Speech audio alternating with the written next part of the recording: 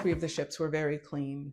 Cleanliness was never an issue. I felt that they were always well taken care of. The bathrooms were always spotless. My stateroom attendant, I saw him twice on the 4-day cruise, and I had to make a complaint about my outlet not working and the bed being two beds just pushed together. Before I forget, this happened on the first day, and it's my fault. I guess I can't blame anyone but myself. So I told you we had the pleasure of being on the retreat and aqua class. And on both of those, you get water. Water, in my mind, is a basic necessity, especially, well, water's always a basic necessity, but if you're on a cruise ship, you don't want to drink from that faucet. I don't know anything about the water filtration on a cruise ship, but in my mind, that water is just being filtered from pipe to pipe all throughout the ship, and I'm not drinking it. I don't brush my teeth with it. I shower with it, but I don't brush my teeth with it. And, we'd gotten in our stateroom, we'd unpacked, we'd left. And I think we had come back somewhere in the middle of the day, and I was thirsty, or I was just thirsty. And I looked for water. There's always, 2 bottles of some type of water, your counter, and there was no water. And I was like, there's no water here, babe. Can you call for water? I said this to my husband. So my husband calls for water, and he was told that we have to get our water from, the cafe or from the bar. I'm like, what are you talking about? You can't, I need water delivered to my room. And they were like, no, you can't. You have to go get it. And I'm like, what if I get thirsty in the middle of the night? I always get thirsty in the middle of the night. Your throat gets dry. What if I get sick and I need to take some medicine? It just never, ever occurred to me that water would not be included in my stateroom. I paid for the premium drink package. Tell me why water is not standard in my room. So I was livid. I was hot. I went to the guest relations, and they didn't really give a hoot. They were like, I'm sorry, that water's not included. They didn't use the terms in your class of stateroom, but they might as well have, and literally repeated to me again, if I wanted water, I needed to get it from one of the bars or from the cafe. And in the cafe, I guess if it's late night and you need water, the bar in the cafe is not open. So you would literally just have your open glass, or, those plastic cups that they give you. And I guess I would have to fill that up and then take it to my room and then hope that it was enough. And if I ordered room service, I would be charged extra for the bottles of water, which in my mind, again, makes no sense, especially since I paid for the premium drink package. So I was thoroughly disgusted. So I said to the person behind the counter in guest relations, I said, so if I go to the bar and I ask for 4 bottles of water, are they going to give me 4 bottles of water? And I was told yes. So that's what I did. Every single night I went and got 4 bottles of water. And at one point in the cafe, I requested 3 bottles of water, and the attendant told me that my limit was 2. But they'd give me 3 for then. So that was just, I'd never experienced anything like that. And that was just a total turnoff for me. But I was determined to not let it ruin my cruise. And when I returned home, I went back through the website. And while it does not say, when you look at a regular veranda stateroom or a ocean view stateroom or an inside cabin, it does not say that water is not included. But if you go to the aqua class stateroom or the concierge, or I should say the concierge stateroom, aqua class, or the retreat, it will then say how much water per day is included. So you need to read those things, do your homework, and just know that if you're cruising on anything below concierge class, and I believe with concierge, it literally stated something like 1 bottle. I think they give you 1 large bottle of Evian. And from there, I'm not sure if you have to request it or not. But otherwise, if you have a drink package, then you can get water, but you'll have to go get it from the bars. It will not be in your room. And I think later my husband did some research and found that people were taking cases of water. Who wants to travel on a cruise ship with a case of water? That to me is just asinine. Who would do that?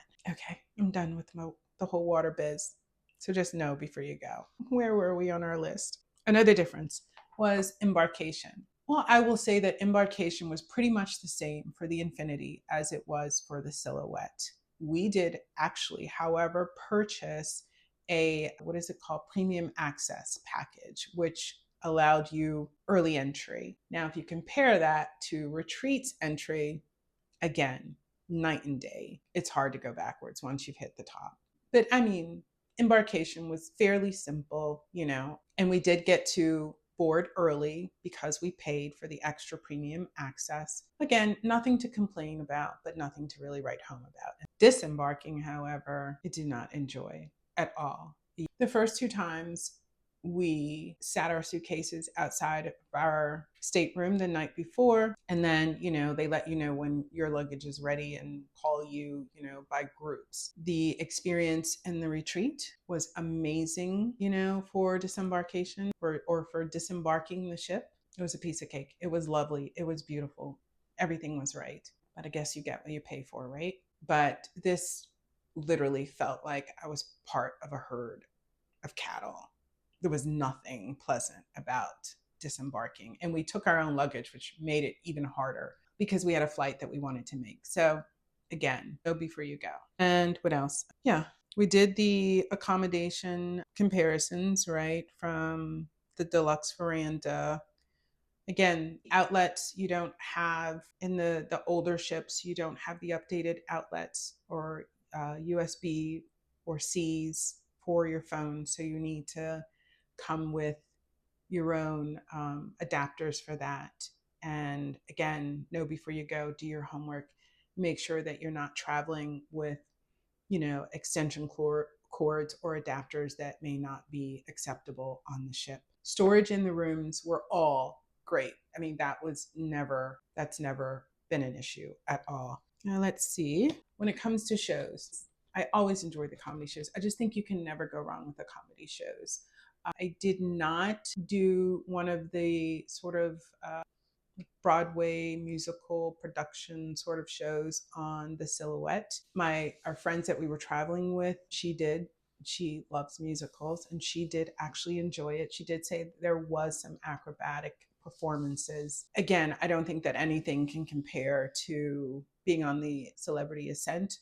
So I literally didn't even want to be disappointed. So I didn't bother. And there's lots of information I'm sure that you can Google to, find out about the entertainment on the Silhouette, the entertainment on the Infinity, other than the comedian for me was just old and not impressive at all.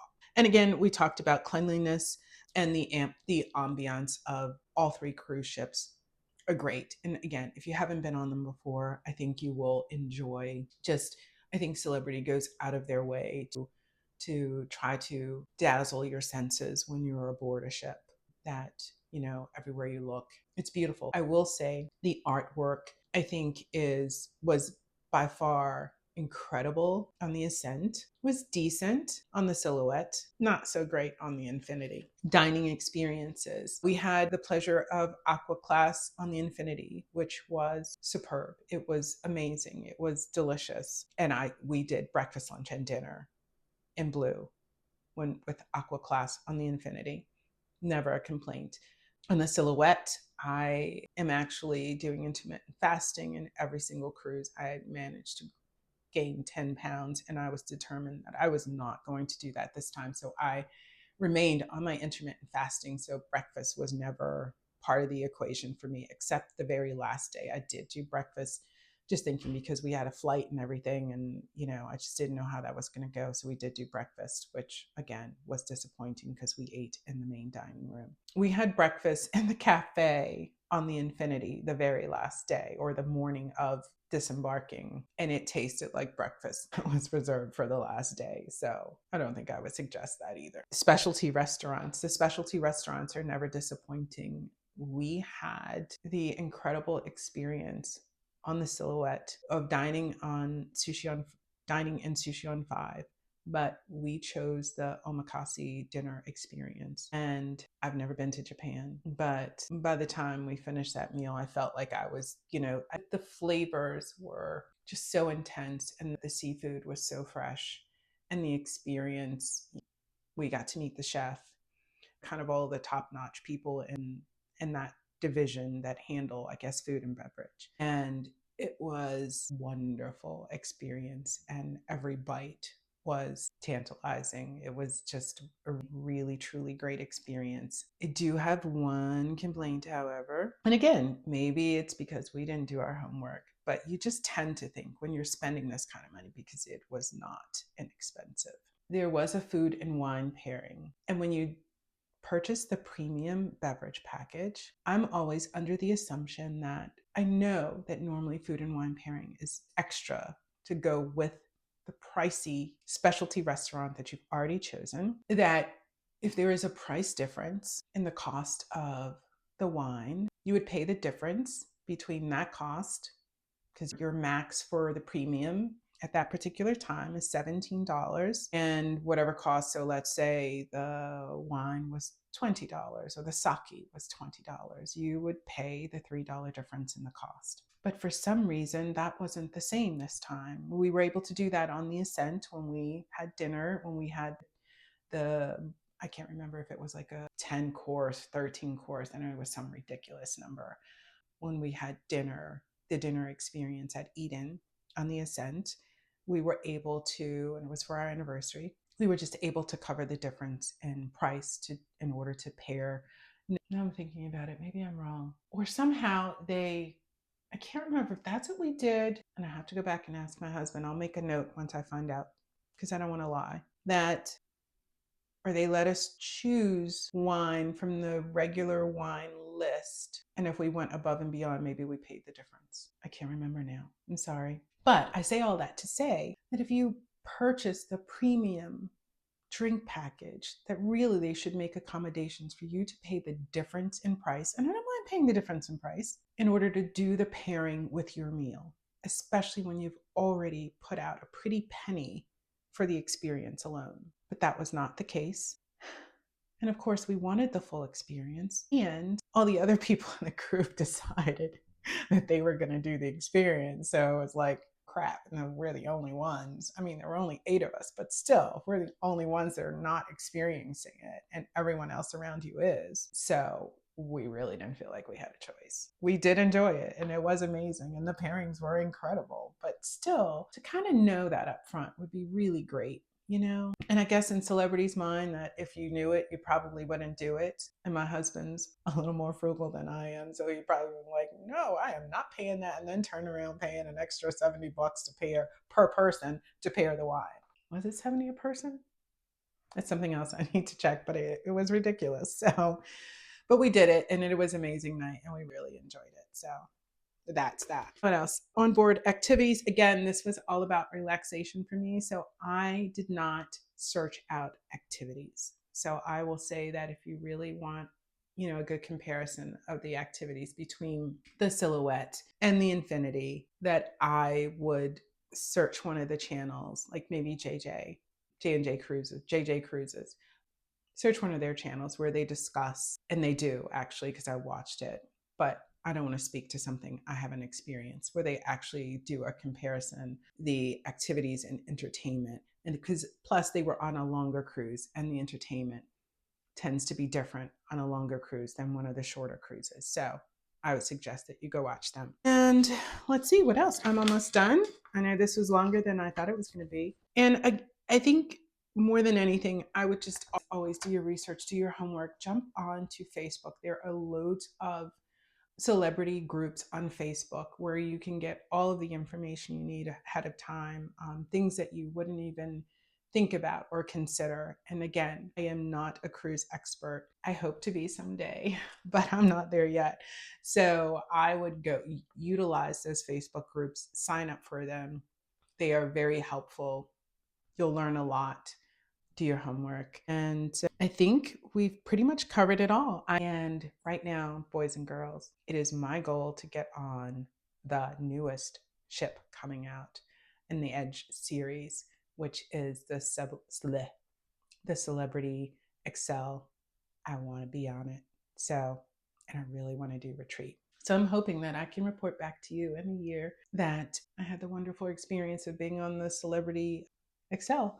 because I really do love Celebrity, even though everything in this video was not on a positive note. I think maybe had I done my homework ahead of time, I would have known what to expect and I wouldn't have been disappointed. So hopefully I've saved you a little bit of disappointment.